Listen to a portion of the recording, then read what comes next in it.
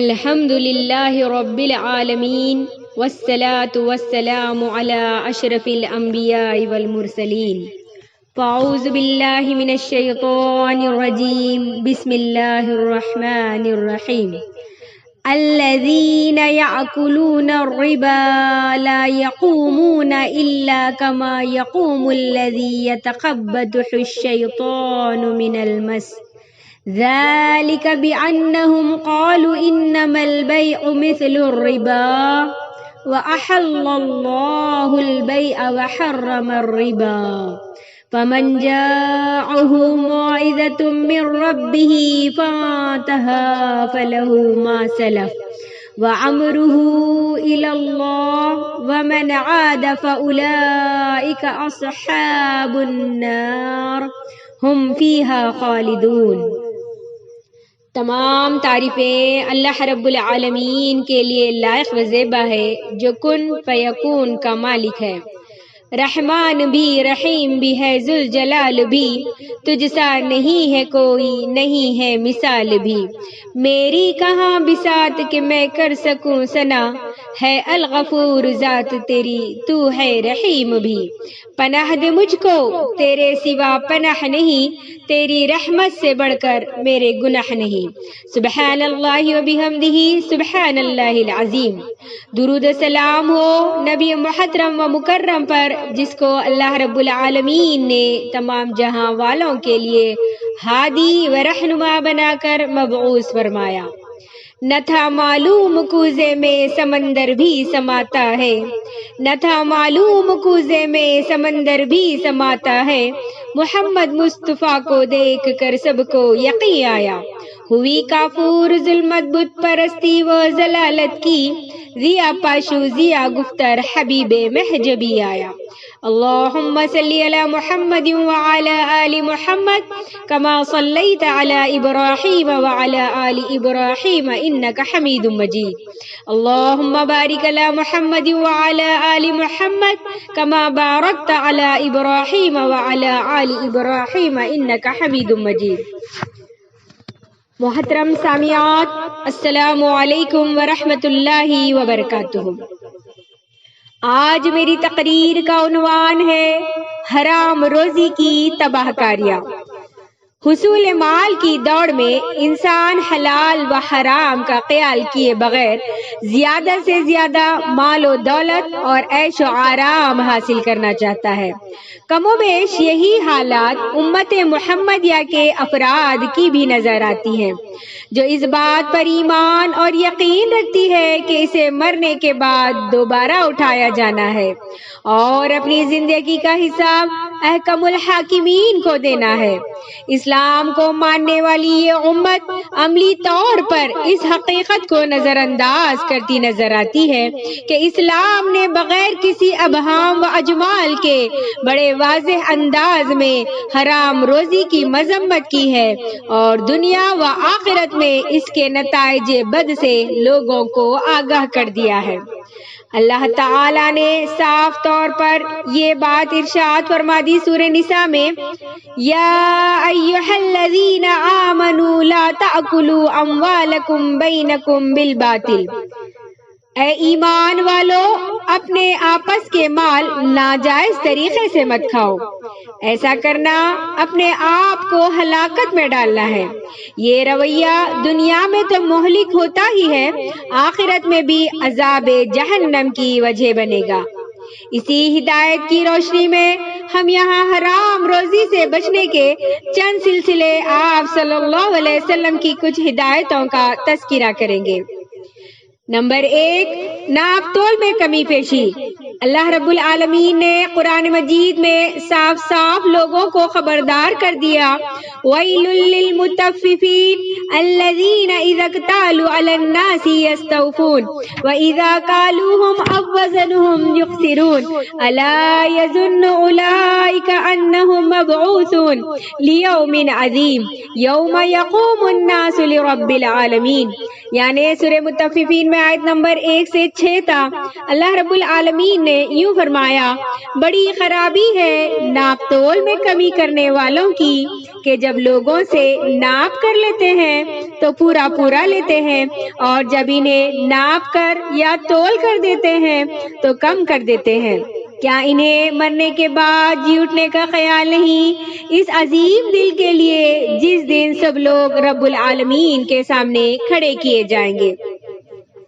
یہ آیات کریمہ صرف ترازو سے تولنے ناپنے والے اشیاء کے بارے میں خبردار نہیں کر رہی ہے، بلکہ ہر اس معاملے میں متنبہ کر رہی ہے جن میں دو افراد یا فریقین کے درمیان لین دین کا معاملہ ہو رہا ہو۔ ان آیت کے دائرے میں ملازمین بھی آ جاتے ہیں اور کاریگر و مزدور بھی، وہ لوگ بھی آ جاتے ہیں جو اپنے فنی اور قانونی خدمات انجام دیتے ہیں، اور وہ بھی جو تجارت اور کاروبار کرتے ہیں۔ اللہ رب العالمین نے تجارت میں دھوکہ دہی سے بھی منع فرمایا، اور اللہ کے رسول صلی اللہ علیہ وسلم نے بھی۔ ایک مرتبہ نبی کریم صلی اللہ علیہ وسلم بازار تشریف لے گئے، وہاں آپ نے اناج کا ایک ڈھیر دیکھا۔ آپ نے اس ڈھیر میں ہاتھ ڈال کر کچھ غلہ اٹھایا تو دیکھا کہ اندر کا غلہ گیلا ہے۔ آپ نے دکاندار سے پوچھا کہ یہ کیا معاملہ ہے؟ اس نے کہا، اے اللہ کے رسول، بارش میں اناج بھیگ گیا ہے، میں گیلا اناج نیچے کر دیتا ہوں اور سوکھا اوپر۔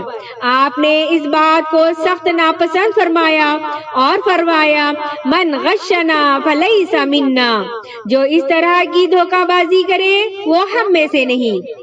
آج ہمارے کتنے مسلمان تاجر نبی کریم صلی اللہ علیہ وسلم کی اس ہدایت کو نظر انداز کر رہے ہیں اور اپنے دین و ایمان کو خطرے میں ڈال رہے ہیں۔ اب اس حدیث کی روشنی میں وہ تمام تجار غور فکر کریں جو موجودہ دور میں جو لوگ پھلوں کو تازہ کرنے کے لیے ان کو ہرے رنگ میں رنگتے ہیں، موسم سے قبل بازار کی ضرورت کو پورا کرنے کے لیے نقصان دہ دواؤں کا استعمال کرتے ہیں، اور وقت سے پہلے پھلوں کو پکا کر بازار میں پیش کرتے ہیں، جس کی وجہ سے پھل نفع بخش ہونے کے بجائے ضرر رساں یعنی تکلیف دہ بنتے جا رہے ہیں۔ نبی کریم صلی اللہ علیہ وسلم نے تجارت کی بڑی افادیت اور فضیلت بیان فرمائی ہے اور اسے بہت برکت والی چیز بتایا ہے، لیکن اس کے ساتھ آپ نے تاجروں کو آخرت کی پکڑ سے بھی خبردار کیا۔ جو اپنی تجارت میں جھوٹ، فریب، دھوکہ اور اللہ کی نافرمانی سے پرہیز نہیں کرتے اور منافع کمانے کے لیے ہر جائز و ناجائز طریقے کو اختیار کر لیتے ہیں۔ اللہ کے رسول صلی اللہ علیہ وسلم نے ارشاد فرمایا، ان التجار یبعثون یوم القیامت فجارا الا من اتقى اللہ وبر وصدق۔ قیامت کے روز تاجروں کا حشر فاجروں کے ساتھ ہوگا، سوائے ان تاجروں کے جنہوں نے تقوی اختیار کیا، پورا حق ادا کیا اور سچائی کا معاملہ کیا۔ اسی طرح سودی لین دین کے ذریعے جو آمدنی ہوتی ہے، اس کی بھی قرآن و حدیث میں سخت مذمت بیان فرمائی ہے، اور نبی کریم صلی اللہ علیہ وسلم نے سود لینے، سود دینے اور سودی معاملے میں کسی بھی طرح تعاون کرنے والوں پر لعنت فرمائی ہے۔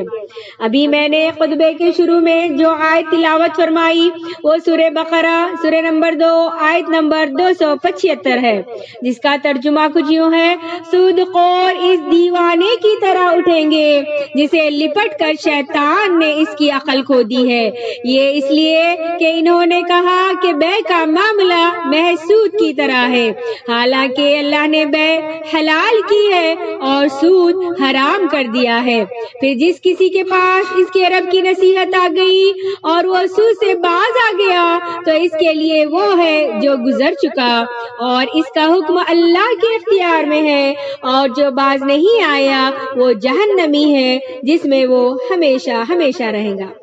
یعنی سود خوروں کا بیان ہے کہ جو لوگوں کا خون چوستے ہیں اور طرح طرح کے ہیلے بہانوں سے ان کا مال اڑاتے ہیں۔